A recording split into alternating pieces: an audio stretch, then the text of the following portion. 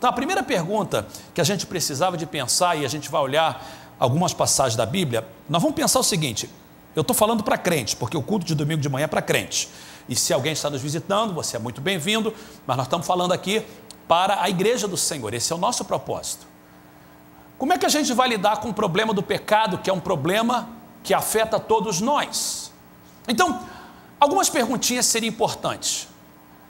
A primeira pergunta ou a primeira afirmação é o seguinte: ser cristão, e é uma afirmação, daqui a pouco você nos pergunta, ser cristão não é sinônimo com modelo de perfeição. Eu queria que você falasse comigo essa frase bem alto, por favor.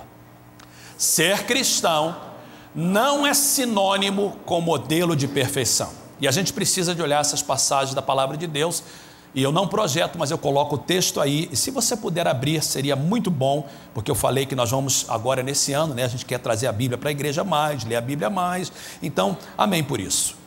Efésios capítulo 2, vamos olhar o que a Bíblia está falando. O que a Bíblia está dizendo nessa passagem é que crentes não são perfeitos, mas perdoados. Paulo está dizendo que ao nos tornarmos crentes, a nossa identidade, olhe para mim por favor, daqui a pouco a gente vai ler a Bíblia, presta atenção. Quando a gente se torna crente, a nossa identidade é mudada, mas não a nossa natureza. Diga comigo essas duas palavras: identidade, natureza. Presta atenção, identidade. Quando a gente aceita Jesus, a nossa identidade é mudada, não a nossa natureza. Olha o que diz Efésios 2, lá, Efésios 2, 1 a 3. E vos vivificou, estando vós mortos em ofensas e pecados, em que noutro tempo, ou seja, antes de você se tornar crente, noutro tempo, andaste segundo o curso deste mundo, segundo o príncipe das potestades do ar, do espírito que agora opera nos filhos da desobediência. Isso tudo era antes, isso é a nossa vida antes, entre os quais todos nós também antes andávamos nos desejos da nossa carne, fazendo a vontade da carne e dos pensamentos. E olha o finalzinho do verso 3: e éramos por natureza filhos da ira, como os outros também. Paulo diz o seguinte: olha, antes da gente aceitar Jesus, a gente estava como as pessoas que não são crentes hoje estão. E Paulo fala, preso nos desejos da carne, embaixo do poder dos príncipes da potestade do ar. Isso era antes. Filipenses capítulo 3, você não precisa de abrir, verso 20 diz assim: mas a nossa cidade está nos céus, de onde esperamos o Salvador, o Senhor Jesus Cristo. O que Paulo está dizendo, e o que eu quero dizer para vocês, é que como cidadãos, nós somos declarados justos na base da nossa fé em Cristo, mas isso não significa que temos alcançado a perfeição. Quando Carlos, nosso diácono, que está ali atrás servindo, veio para Jesus, e ele levantou as mãos e disse: eu quero Jesus Cristo como meu Senhor e Salvador, eu reconheço que eu sou um pecador, que sem Jesus eu não posso me salvar. No momento que ele fez essa decisão, saiu um decreto de justiça da parte de Deus dizendo: eu declaro, Deus declarou que o Carlos, como qualquer um de nós que aceitamos Jesus, somos justificados, como se nunca tivéssemos pecado antes. Deus nos aceita como nós somos. Mas o fato de Deus ter aceitado o Carlos dessa forma não significa que ele ainda não luta com a tendência do pecado. O nosso destino mudou, mas novamente isso não afetou a nossa natureza pecaminosa. Olha o que diz em Efésios capítulo 1, verso 13 e 14, volta um pouquinho.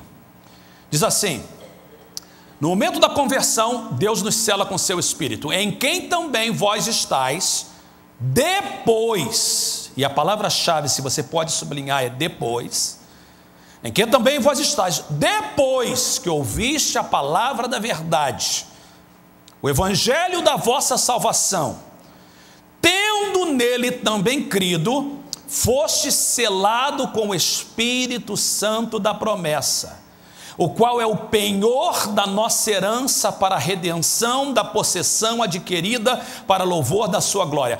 A maioria das pessoas não entende esse versículo. Deixa eu explicar para vocês o que esse versículo significa.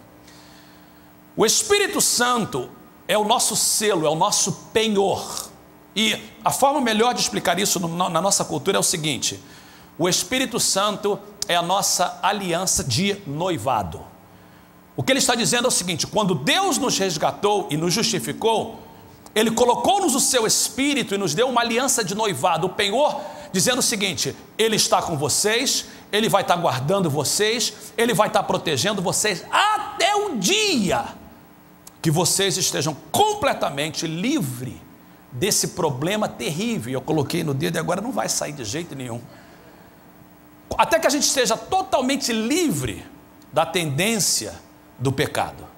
Então, quando o Carlos aceitou Jesus, ele foi justificado, selado pelo Espírito, dizendo: você é meu, e fica aguardando até que um dia você será como meu filho é. Que o propósito de Deus para nós é a perfeição, que nós só vamos alcançar quando nós vemos Jesus. E assim como nós vemos a Ele, nós seremos como Ele. Agora vá comigo para a terceira passagem, Gálatas capítulo 5, verso 17.